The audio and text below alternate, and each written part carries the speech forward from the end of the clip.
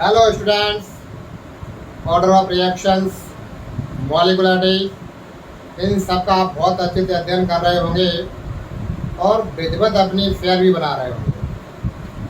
जैसा कि मैं देख रहा हूँ आप बहुत अच्छे से स्टडी कर रहे हैं।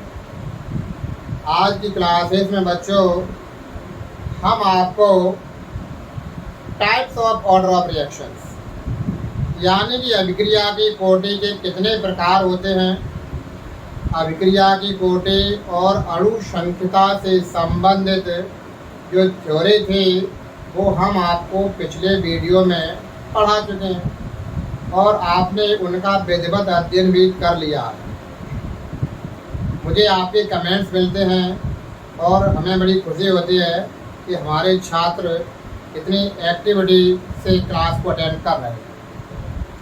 तो एक बच्चे ने मुझसे पूछा था कि सर जो एथिल एसीटेट का हम जल अपघटन कराते हैं तो उसकी ऑर्डर ऑफ रिएक्शन बन क्यों आ रही है। तो उसकी जो लड़के की थिंकिंग थी वो ये सोच रहा था कि मॉलिक्युलरिटी और ऑर्डर ऑफ रिएक्शन सिमिलर होना चाहिए। एक्चुअल में हमने दोनों वीडियोस में आपको ये अच्छे से बताया है कि मॉलिक्युलरिटी और ऑर्डर ऑफ रिएक्शन सिमिलर हो भी सकते हैं, नहीं भी हो सकते। सिमिलर हो में ये 100% फिक्स नहीं है, क्योंकि कभी कभार आपने देखा होगा कि ऑर्डर ऑफ रिएक्शन पूर्णांक में हो सकती है, अपूर्णांक में हो सकती है, फ्रैक्शनल हो सकती है, पॉजिटिव हो सकती है, नेगेटिव हो सकती है, जबकि मॉलिक्युलरिटी तो हमेशा पूर्णांक में होती है, उसकी वैल्यू कभी भी शून्य नहीं हो सकती है। तो आज हम आपको मॉलिक्युलरिटी और ऑर्डर ऑफ रिएक्शन से आगे का जो पोर्शन है उसको हम अच्छे से आपको बताएंगे। तो आ जाइए बच्चों, सबसे पहले हम आपको बताएंगे कि आपकी जो केमिकल काइनेटिक्स जो यूनिट है उसमें स्पेशल फोर्स से आपके सिलेबस के अकॉर्डिंग फर्स्ट ऑर्डर रिएक्शंस पर मैक्सिमम वर्क किया गया। तो सबसे पहले हम आपको types of order of reaction अर्थात अभिक्रिया की कोटि कितने प्रकार की होती है। तो हम जानते हैं कि अभिक्रिया की कोटि क्या होती है। किसी अभिक्रिया में अर्थात कह सकते हैं कि किसी अभिक्रिया का वेग क्रिया कारक के सक्रिय घातांक जो सक्रिय मात्रा होती है उन पर जो घातांक लगा रहता है उनका योग अभिक्रिया की कोटि कहलाता है। तो बच्चों सबसे पहले हम आपको बताएंगे कि प्रथम कोटि अभिक्रिया क्या होती है। देखिए बच्चों, सबसे पहले अपन ने हेडिंग बना रखी है प्रथम कोटि अभिक्रिया। आप देख रहे हैं वे अभिक्रियाएं जिनका वेग एक अभिकारक की सांद्रता के प्रथम घात के समानुपाती होता है उसे हम प्रथम कोटि अभिक्रिया कहते हैं। क्या सीखे? वे अभिक्रियाएं जिनका वेग एक अभिकारक की सांद्रता के प्रथम घात के समानुपाती होता है उसे हम प्रथम कोटि की अभिक्रिया कहते हैं। जैसा कि अपन एग्जाम्पल देखते हैं NH4NO2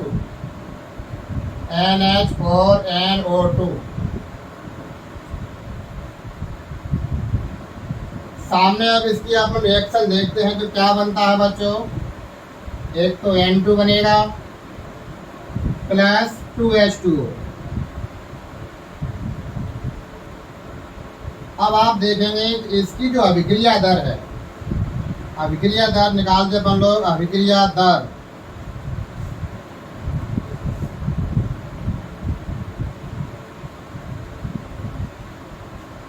R इक्वल के NH4NO2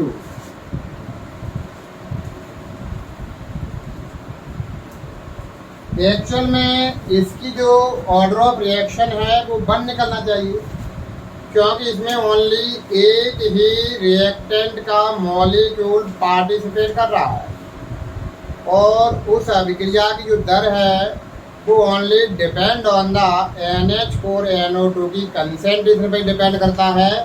तो आप देखेंगे कि यहाँ पर अपन लिख देंगे अभिक्रिया की कोटि, अभिक्रिया की कोटि बराबर, यानी अभिक्रिया की कोटि को हम लोग N से रिप्रेजेंट करते हैं, इस पर हो जाएगा 1। क्यों हो गया 1? क्योंकि इसमें जो अमोनियम नाइट्रेट NH4NO2 है वो ओनली एक ही मॉलिक्यूल पार्टिसिपेट कर रहा है और according to active law mass, active जो लॉ का जो मास है, उन्होंने भी यही कहा था कि किसी अभिक्रिया का जो वेग है वो क्रिया कारकों पर लगे घातांकों के योग के बराबर होता है। उसी को हम अभिक्रिया की कोटि कहते हैं। ये अपना एग्जाम्पल नंबर 1 हो गया। अब आप एग्जाम्पल नंबर 2 लिख सकते हैं। Hydrogen peroxide H2O2। आप जानते हैं कि हाइड्रोजन पेरोक्साइड का फॉर्मूला क्या होता है बच्चों? H2O2। अब इसकी जब अपन रिएक्शन देखते हैं तो क्या बनता है? H2O बन जाता है, प्लस में 1/2 O2 बन जाता है। अब इसकी भी अपन कोटि निकालें तो देखते हैं कि हाइड्रोजन पेरोक्साइड का ओनली 1 मॉलिक्यूल ही पार्टिसिपेट कर रहा है, तो उसकी कोटि भी 1 ही होगी। एक्चुअल में ये हाइड्रोलाइसिस से रिलेटेड कोई भी रिएक्शन तो है नहीं, तो आप यहाँ लिख देंगे rate of reaction, rate of reaction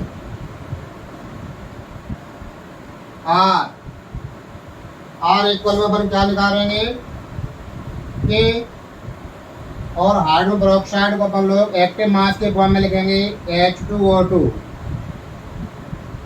अब ओनली एक ही मॉलिक्यूल है तो इसका जो घातांक है वो 1 ही होगा, तो यहाँ पर कोटि N बराबर कितना निकलेगी? 1। तो आप देख रहे हैं बच्चों, इन दोनों एग्जाम्पल्स के थ्रू आपने ये देखा कि इस रिएक्शन में जो 2 एग्जाम्पल पढ़े हैं अपन ने, उन दोनों के दोनों एग्जाम्पल की ऑर्डर ऑफ रिएक्शन 1 निकली है, घातांक 1 है।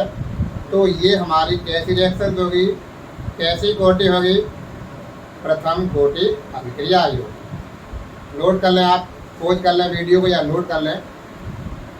फर्स्ट ऑर्डर रिएक्शंस को देखने के बाद अब हम आपको सेकेंड ऑर्डर रिएक्शंस बताएंगे।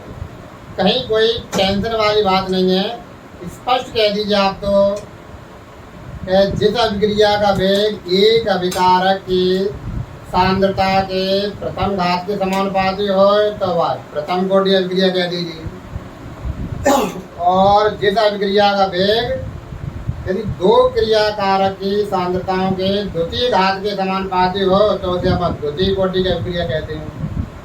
आप देख सकते हैं कि द्वितीय कोटि की अभिक्रिया किसे कहते हैं। देखें, वे अभिक्रियाएं जिनका वेग 2 अभिकारक की सांद्रता के द्वितीय घात के समानुपाती होता है, द्वितीय कोटि की अभिक्रिया कहलाती है।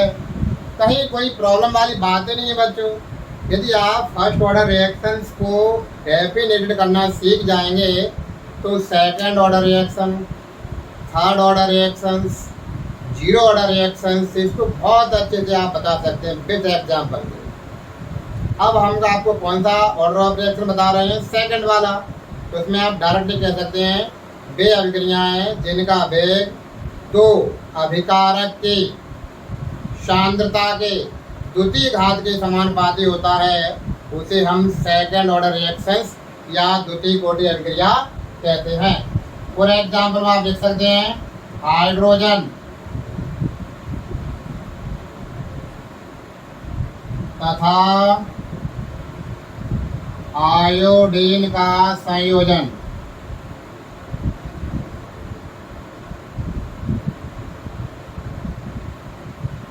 अब आप देखेंगे हाइड्रोजन यानी H2 प्लस I2, एरो में क्या हो जाएगा बच्चों 2HI, यानी हाइड्रो आयोडाइड के 2 मॉलिक्यूल बन गए।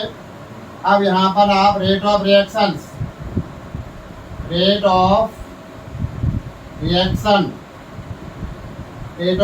क्या निकलेंगे इसकी आर डायरेक्टली प्रोपोर्शनल बता देंगे अपन लोग H2 I2। यहाँ बेटा हो जाएगा R इक्वल के H2 I2।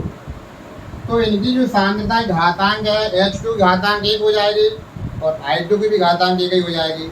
तो आप इसका ऑर्डर ऑफ रिएक्शन आप निकाल सकते हैं N इक्वल 1 + 1 यानी 2।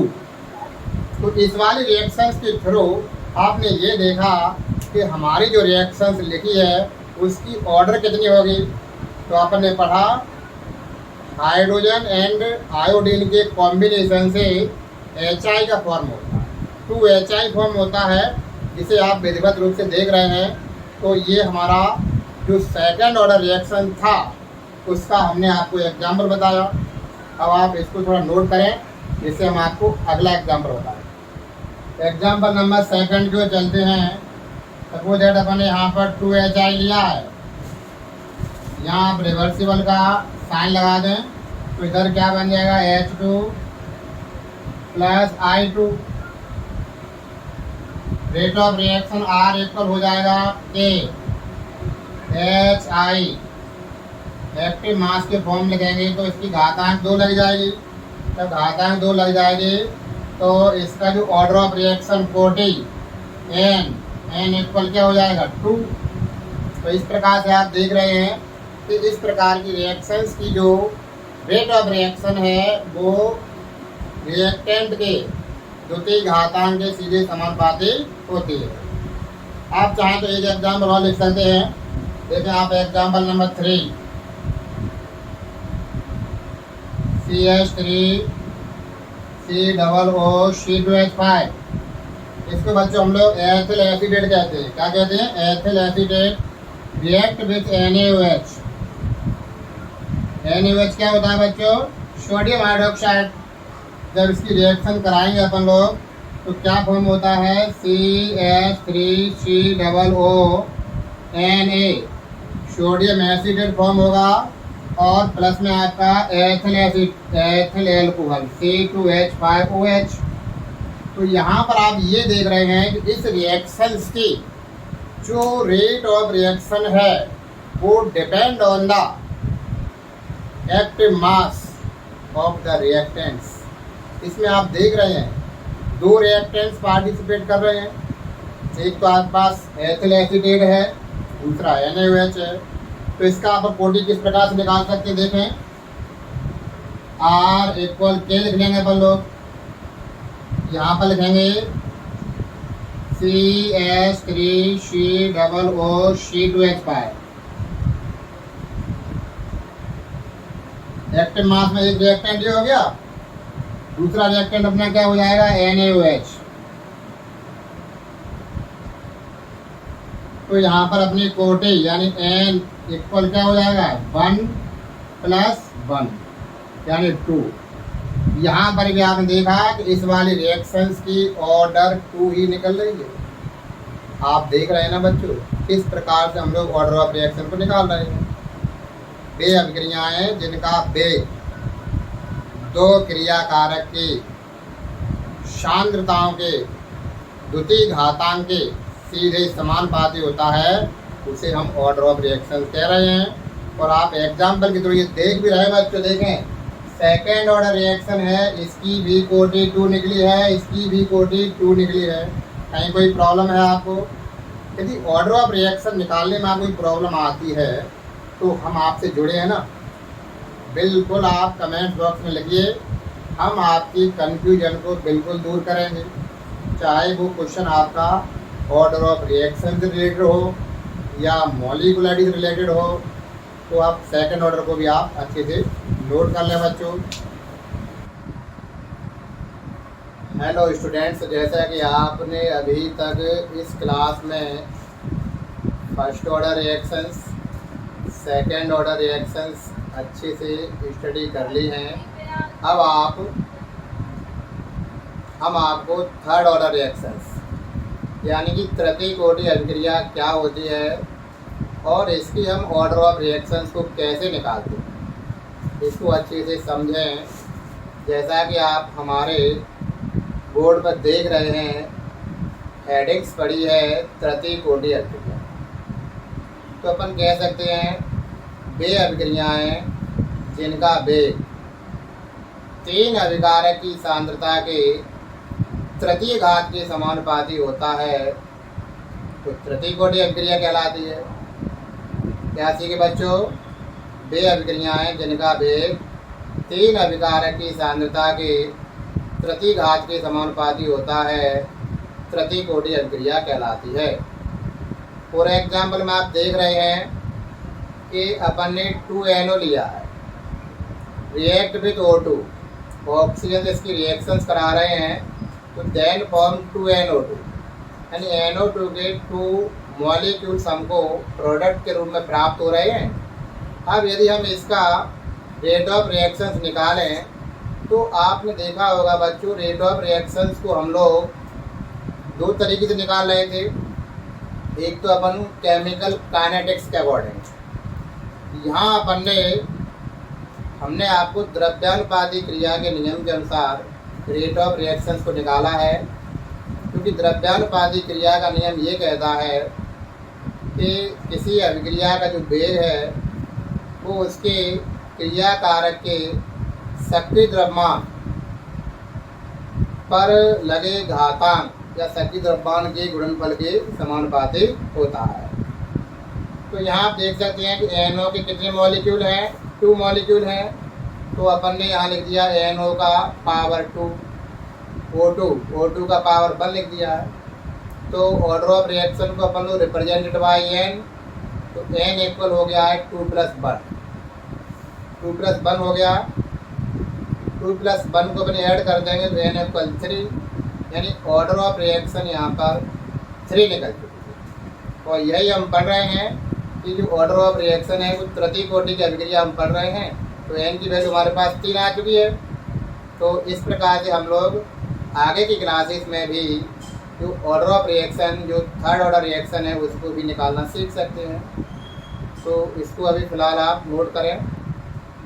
इसी में आगे जब अपन देख सकते हैं जो थर्ड ऑर्डर रिएक्शंस है उसका अपन सेकंड एग्जाम्पल की भी स्टडी करें तो आपको स्पष्ट रूप से दिख रहा होगा कि ऑर्डर ऑफ रिएक्शन इसकी 3 निकल रही है। कैसे निकल रही है? सबसे पहले अपन ने 2NO react with bromine, bromine जिसकी जब हम रिएक्शन करा देंगे तो क्या फॉर्म बनता है? 2NOBr। यहाँ देखें NO के मॉलिक्यूल्स 2 हैं तो ये 2 निकल गया और Br2 है। जब Br2 है तो Br का यहाँ 2 मतलब Br ही हो जाएगा। वो तो आप देखते हैं जो 2 लगा रहा था उसका प्रत्येक से मल्टीप्लाई माना जाता है। अब आप देखेंगे rate of reaction R equal क्या देगा कि कांस्टेंट है, यहाँ पर NO के 2 मॉलिक्यूल हैं तो उसका पावर 2 लग गया है। और आप देख रहे हैं Br2 का तो एक ही मॉलिक्यूल है तो उस पर अपन एक पावर 1 मान लेते हैं। यहाँ देखेंगे तो N इक्वल हो जाएगा 2 + 1, फिर 2 + 1 हो गया तो 3 हो गया। यही हम पढ़ रहे हैं ऑर्डर ऑफ रिएक्शन 3, अर्थात थर्ड ऑर्डर रिएक्शन को अपन लोग क्या कहते हैं? ये अपने थर्ड ऑर्डर रिएक्शन भी निकल चुकी है। नोट करें जिससे कि हम आपको 0 ऑर्डर रिएक्शन को भी आगे बताते हैं। थर्ड ऑर्डर रिएक्शंस आपने स्टडी कर ली। अब हम आपको 0 ऑर्डर रिएक्शंस क्यों लेते हैं?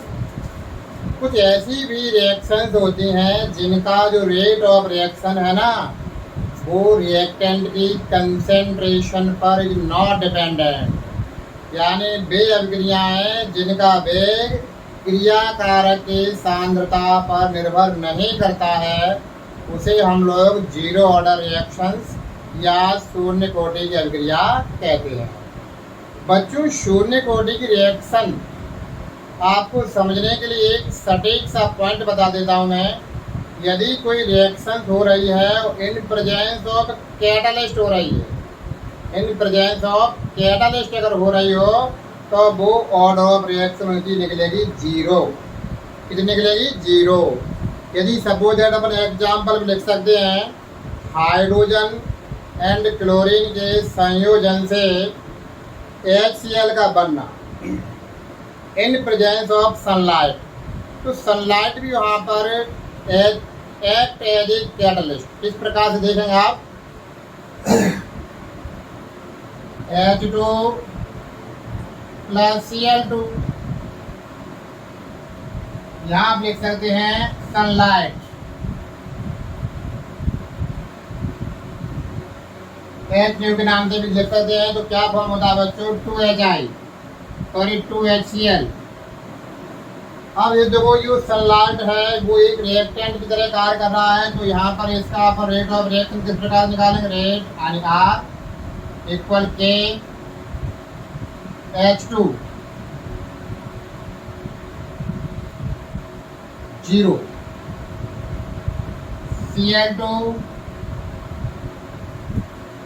0।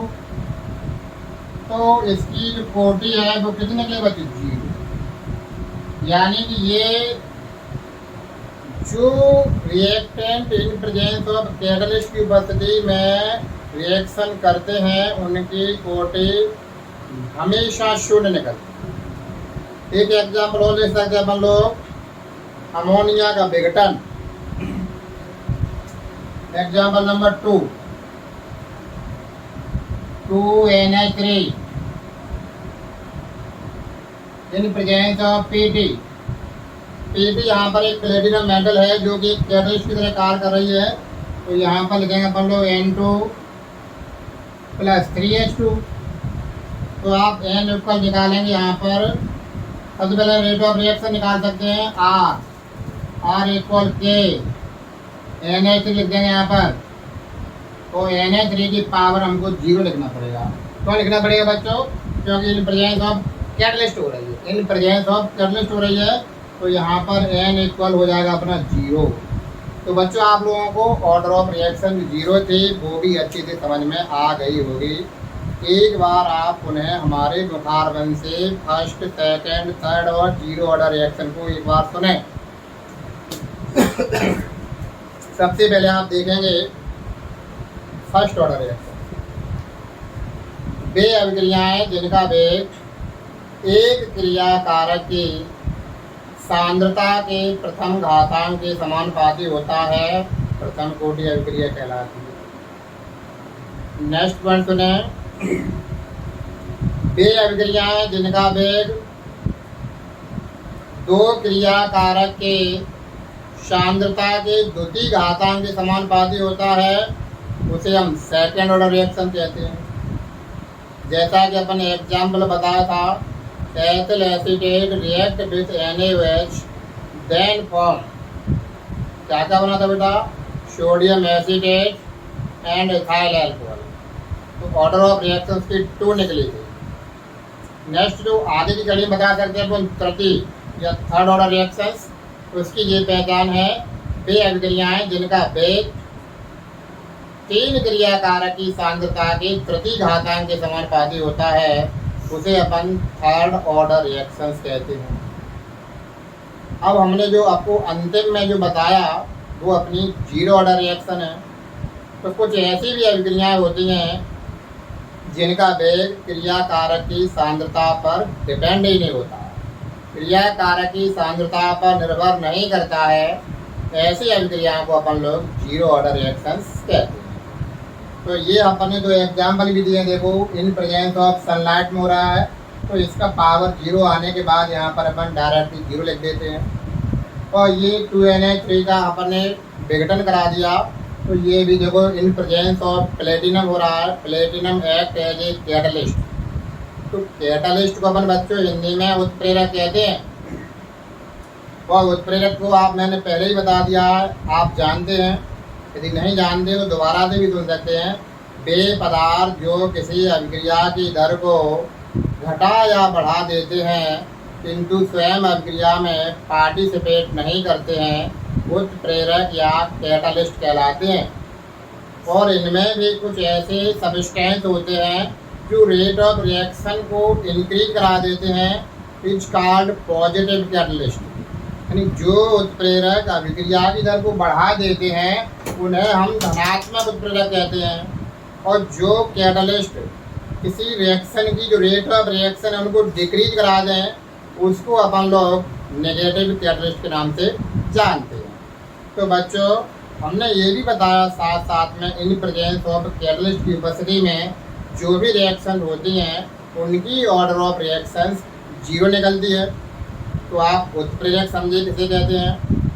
आप धनात्मक उत्प्रेरक भी समझ रहे होंगे और धनात्मक के साथ साथ आपने नेगेटिव यानी ऋणात्मक उत्प्रेरक को भी सीखा।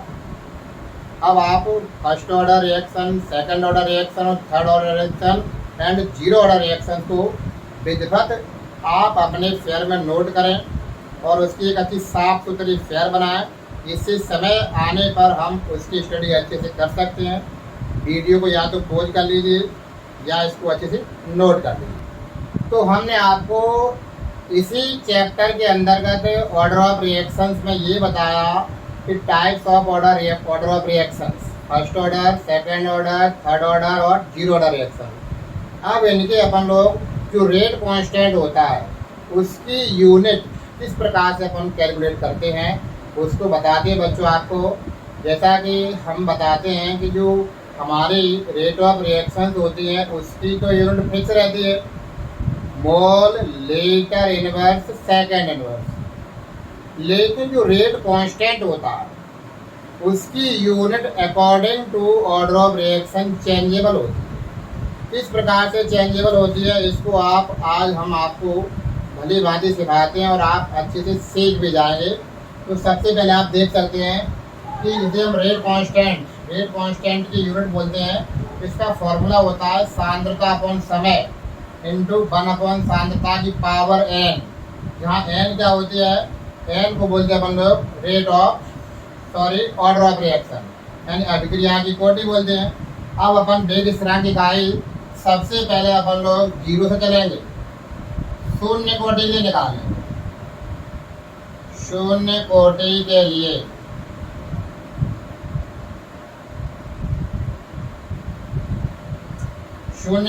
अपन निकालेंगे तो इक्वल में देखेंगे आप सांद्रता इकाई क्या होती है, मोल लीटर इनवर्स, क्योंकि सांद्रता को अपन लोग मोल प्रति लीटर में व्यक्त करते हैं। और समय की यूनिट होती है बच्चों सेकंड, इंटू देखेंगे यहाँ पर 1 अपॉन सांद्रता को पुनः लिखेंगे मोल लीटर इनवर्स। इसकी पावर में क्या रखा जाएगा, जीरो रखा जाएगा बच्चों। क्यों रखा जाएगा जीरो, क्योंकि यहाँ अपन लोग जीरो ऑर्डर रिएक्शन के लिए निकाल रहे हैं। तो आप जानते हैं कि जीरो ऑर्डर रिएक्शन किसी की पावर जीरो होने पर उसकी वैल्यू 1 हो जाती है। तो इसको अपन लिख सकते हैं मोल litre inverse upon S into ये अपना हो जाएगा 1/1। यहाँ तो कुछ रहेगा ही नहीं, तो ये उधर ऊपर जाएगा तो इसकी यूनिट हो जाएगी मोल लीटर इनवर्स, और सेकंड भी ऊपर जाएगा तो ये हो जाएगा सेकंड इनवर्स। अर्थात बच्चों आप देख रहे हैं कि जीरो ऑर्डर रिएक्शन के लिए जो रेट कांस्टेंट है उसकी unit mole litre inverse second inverse ये निकलती है, जो कि हमारी रेट ऑफ रिएक्शन की भी होती है। तो ये हमने आपको जीरो ऑर्डर रिएक्शन के रेट कांस्टेंट की यूनिट किस प्रकार से निकालते हैं, जैसा कि हमने आपको फॉर्मूला दे रखा है सांद्रता अपॉन टाइम इंटू 1 अपॉन सांद्रता की पावर n। तो अपन ने देखा कि जीरो ऑर्डर रिएक्शन है तो इसमें देखो सांद्रता की यूनिट लिखी है अपन ने मोल लीटर इनवर्स और टाइम की सेकंड होती है, इंटू में 1 की जगह 1 रख दिया है और सांद्रता जब यही लिखा है मोल लीटर इनवर्स, किंतु उसकी पावर हमको जीरो लगानी पड़ेगी। क्यों लगानी पड़ेगी जीरो, क्योंकि हम लोग जीरो ऑर्डर रिएक्शन के लिए ये निकाल रहे हैं। इसको आप भली भांति लिखें, अच्छे से लिखें। अब आप देख सकते हैं फर्स्ट ऑर्डर के लिए यहाँ पर प्रथम कोटि अभिक्रिया के लिए फॉर्मूला तो यही रहेगा बच्चों। जब यही रहेगा तो देखेंगे सांद्रता की जगह मोल लीटर इनवर्स लिखेंगे। सेकेंड वन, यहाँ पर मोल लीटर, लेकिन पावर में यहाँ पर अपन वन लगा देंगे। वन क्यों लगाई बच्चों? क्योंकि ये हमारी प्रथम कोटि की अभिक्रिया है। प्रथम कोटि की अभिक्रिया है तो आप देख सकते हैं ये मोल लीटर इनवर्स से मोल लीटर इनवर्स कट जाएगा पूरा का पूरा। तो जो फर्स्ट ऑर्डर रिएक्शन है इसकी यूनिट क्या निकलेगी बच्चों? Second inverse. क्या निकलेगी? Second inverse. ये हमारा जो फर्स्ट ऑर्डर था उसके लिए अपनी निकल आई सेकेंड इनवर्स। अच्छे से लिखें। सेकेंड ऑर्डर रिएक्शन के लिए अपन क्या करते हैं बच्चों? हमारा जो फॉर्मूला है वो तो वही रहता है, बस इसकी पावर में 2 लग जाएगी। सेकेंड ऑर्डर के लिए क्या लगेगी? पावर में 2 लग जाएगी। अब ये जो पावर 2 है इसका मतलब ये, इसको या तो अपन 2 बार लिख सकते हैं। यदि यहाँ अपन को कटिंग करना चाहते हैं पावर को, तो ये पूरा जो है इससे ये पावर चली जाएगी। अब नीचे वाली वैल्यू बची वो हमको ऊपर ले जाना है। तो क्या बचेगा बच्चों? देखेंगे मोल। जो नीचे जो मोल है वो पॉजिटिव है।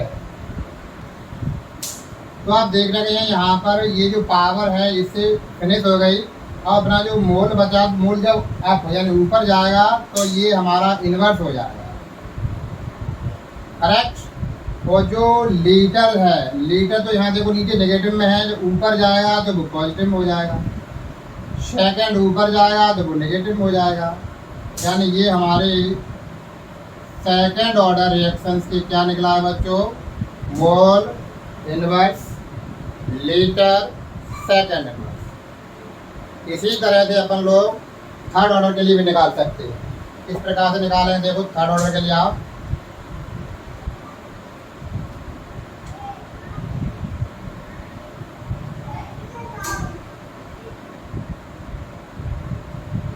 तृतीय कोटि अभिक्रिया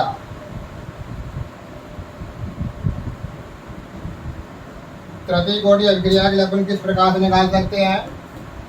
तो देखेंगे आप, जैसा कि फॉर्मूला तो हमारा वही रहेगा।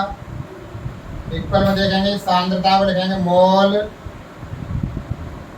Litre inverse upon second, multiply में लिखेंगे 1 अपॉन मोल लीटर इनवर्स। इसकी पावर 3 लग जाएगी।